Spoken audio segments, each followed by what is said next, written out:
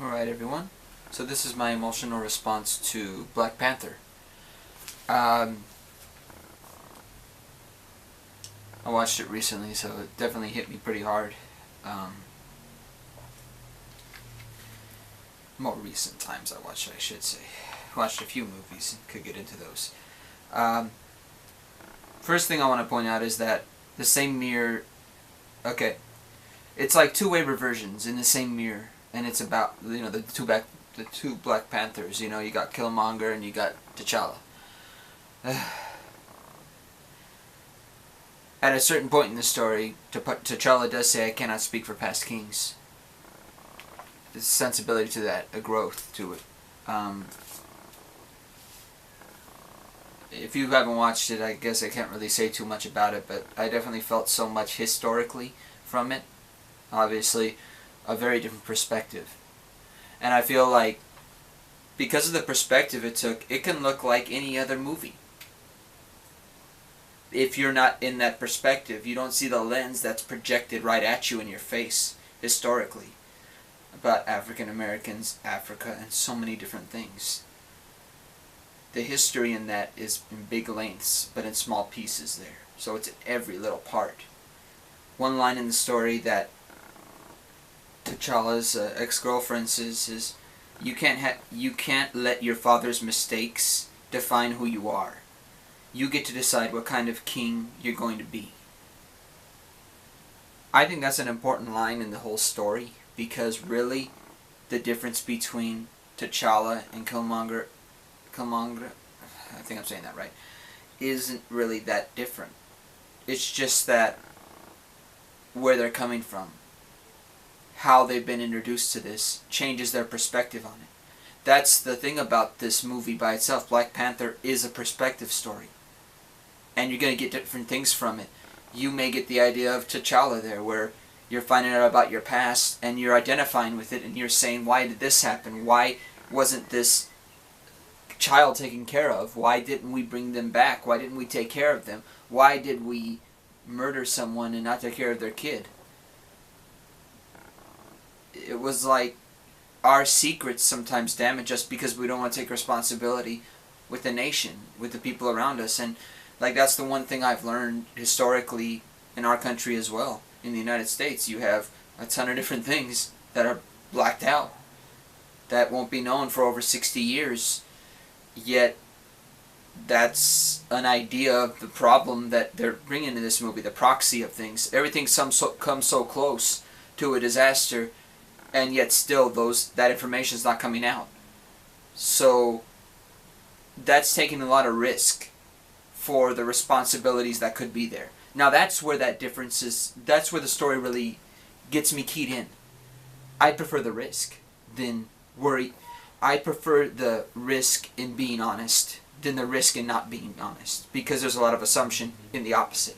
So I prefer what the story did, which is create that humanization of all forms. Even though that's the hardest thing to do with a protagonist and an antagonist, a villain and whatever, that's where everything can kind of, you could find out that they cross each other's lines. They cross each other's paths because there's an honesty in both sides of that picture. And you get to decide the outcome, as yourself. If you're working on your inner works, and I'm working on my inner works my whole life. I think fighting against our inner works is the biggest problem. And this story really shows that you have to be at your inner works no matter what it turns you into. And I think T'Challa and Kilmonger are both embracing their inner works of what they become. Embracing what you become, embracing what the rest of the world thinks you become. Because at some point you can't worry about that. And every time they gesture to each other, when they meet in the throne room, the way they talk to each other, it shows how much, one, T'Challa is being that secret still. He's doing what his father did, keeping that secret, going up to him and speaking to him quietly. He's not telling the whole room, he's telling him. And the opposite, Killmonger is just saying everything. You have to ask me, though. He's not going to just reveal the information. He doesn't care. He doesn't care what the outcome is. He cares that the rest of the people will ask him and want to know and desire that information. So there's a sensibility to what he's saying too. He's not just practicing the idea of coming in, fighting, and doing everything what he wants to do. He wants to make sure those people, the people from Wakanda, are ready to hear this and want to hear this. He doesn't want to just say everything. And there's a sensibility to that too. So when they're fighting in the Black Panther suits, your reign is over, he says. Okay?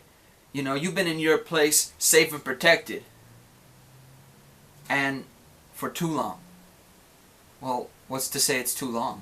And what's to say they really feel safe and protected? If you have to keep yourself closed off, you're not very safe and protected. You know, if you have to keep yourself closed up enough, you're not safe and protected. The rest of the world doesn't know you exist. So you're not safe and protected, because once they do, you don't know what's going to happen. It's a matter of what Kilmonger is saying, taking the first steps in that sort of thing. But at the same time, T'Challa's right too. He says, you want us to become just like the people. Just like the people you hate so much. Now that's an important part, he says. Because it's the growth of hate right there. And it's not necessarily hate by itself, but the idea of what you're trying to take out of hate. If you're a person who just says, I'm invested in this hate, you're going to get more hate from every single thing around you. So everything that invests in what you truly believe, you want to make sure people live up to it. So you keep on attacking them with the same things. So Killmonger's doing that same shit to everybody. Why do you think he has all those bumps on his body? Because he killed people based on his interior fact of the first kill, the first reason. The understanding that he lost his father the way he did. So now he must attack everybody due to that, you know, kind of thing. In a sense, just how Batman, in a sense, protects everybody for it. But think of it in projected the opposite direction, where Killmonger is just more the sense of direction and distillment. I need to get rid of everything to feel better. He's wrong. He's wrong. T'Challa's wrong too, though. Divide and conquer the land as they did. And that's what T'Challa kept on going on about after that. And that's the truth. Killmonger wants to do that same thing. He's proud of all those deaths. He's proud of that killing. And dividing and conquering is the way the systems recognize the work that they do. And in a sense, T'Challa and Wakanda are doing that same thing by closing themselves off from the world. It's not necessarily they're divided and conquering, but in a sense there's a division. Maybe an invisible division, but it's still a division. No, I learned from my enemies. I beat them at their own game.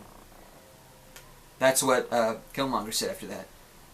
First thing I thought was, damn, I mean, why do it? You know, I have to say this personally, why play a game? You know, life, you know, it's so funny, people always say that life is so short, but then they play games like this. They use competition to decide these things, and it's like a joke. So it's like, do you really mean it when you say, you know, you got to live your life? Okay, well, why is living your life playing a game against someone that's playing a game with you? Shouldn't it be something more than that? And that's what T'Challa's trying to get to with him. Killmonger may have some understanding, but his coping mechanism is just fighting back with the same furiousness that someone else has. But it's their furiousness, not yours. You know, that's why, in a sense, when I've looked at games, and I've heard the closest ones to me, family, brother, talk about when they see games, they see the flowing in it, the ballet of it. It's almost like they don't care about the competition, they care about playing the game. It's the sports, it's the fans, it's the idea around it that swings it in that direction. But it's never been about the competition. Why would you play a sport just to do it with the competition? Don't you love the sport? Don't you love the energy, the high placement, the flowing of energy in that space? That's what I personally think all that stuff is. It's never been about the competition to me. It's always about what you feel a passion for. You have become them. Destroy the world and Wakanda too. You know, that's what T'Challa said to him. And that's what he's seen from what Killmonger's doing, that he just wants to destroy everything. And if you leave him in that space as he is, you're damn right, that's what he's going to do. T'Challa doesn't want to do that, obviously, and that's a good thing. There's a good space for that, both practical ideas in that. The world took everything away from me. Everything I love. I got to make sure we're even. Interesting, he says that. And anyone loyal to you, I'll put him in the dirt right next to Zuri. You know, ooh, you heard that. It's interesting that he says that. You know, the world took everything away from me. Everything I loved. And he's right. Lost his dad. You know, lost the only person that was taking care of him when he was a kid. And for no reason at all. For no reason outside of just keeping things satisfactory for the world. So what he was trying to stop in the world that he was seeing around him was the same thing that happened to his dad. For no fucking reason. And it's true. I'm crying. I'm getting watery eyes right now. I was crying when that happened. Because I could feel that energy when he went to see his dad and they're dead. Okay. You know, and then they after that scene, when they get to closer to the end, you know, he was talking about what his dad would do, bring him to see Wakanda and see how beautiful it is. You know, how could a kid from Oakland believe that? You know, believe in fairy tales. So T'Challa and Killmonger go up to see the sunset. He brings him up there. T'Challa brings Killmonger up there after he had stabbed in his chest here, and at the end, you know, he's saying we could save you, and he said, no, no, bury me in the ocean with my ancestors that jumped from the ships. They knew death was better than bondage. I mean, that really is the message in this story. That you can't base your whole belief on what you think is best for the community, because sometimes that'll keep you in bondage too. It's the same stuff as someone being a slave to something. You could be a slave to the idea of what the system is saying, and the traditions aren't right, and what you're saying isn't right, because you're mixing up with the same traditions. So in a sense, it's kind of like saying, bringing out everything sometimes and not putting up defenses for everything can bring answers and can bring a place in the world. And it won't just be you alone in that. It won't just be you alone facing the world and saying, we're just going to give it all to you and not have any understanding. You know, it's about not being afraid to put yourself out there with your voice too. And it's your project, it's your space. So to me, I think Wakanda in Black Panther was just so much of that. You could feel that energy of the place. But just that last line by Killmonger really hit me hard. Just like seeing him, the father of his dead, when he was a kid.